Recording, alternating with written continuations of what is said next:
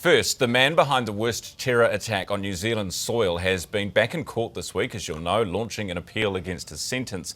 Brenton Tarrant killed 51 people, injured dozens of others when he attacked two Christchurch mosques in 2019.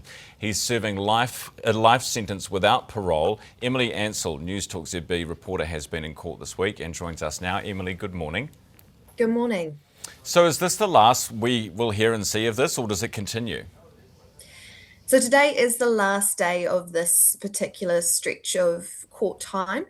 So we'll be hearing from the Crown lawyers, we'll be hearing their legal submissions today. We've heard from multiple other witnesses this week. Defence summed up yesterday.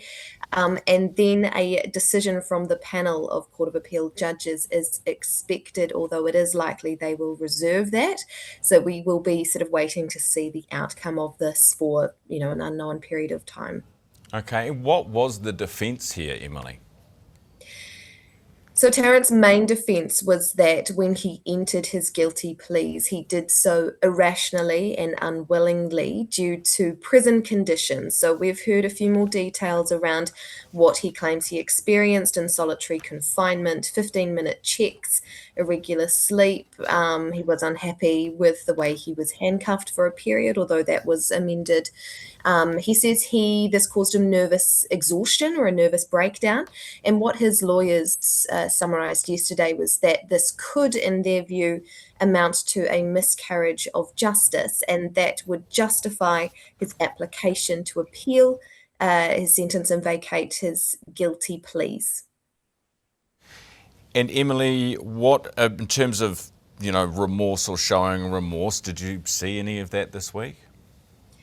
So we only heard directly from him on the first day, and that was about 3 hours worth of evidence from the terrorist. In short, he was pretty adamant on getting his side across, his experience across, claiming he had evidence of his nervous breakdown through the flip-flopping of decisions. He did change his mind on what pleas to enter a number of times, which he says wasn't normal. He also did say that any remorse that he had shown, pointing to a moment during sentencing, I believe, that wasn't real, essentially, because he was in such a mental state. He didn't know himself. He was having some sort of an identity crisis.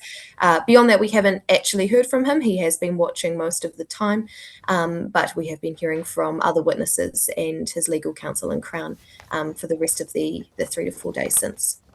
All right. And do we know when we'll get a decision on his appeal? No, we aren't sure yet. It is expected that the judges, there's 3 of them, that they will reserve their decision. But as I said, today is the last day for this stretch at least. So hopefully sometime in the near future, we will find out whether he will be able to vacate his over 90 guilty pleas. All right.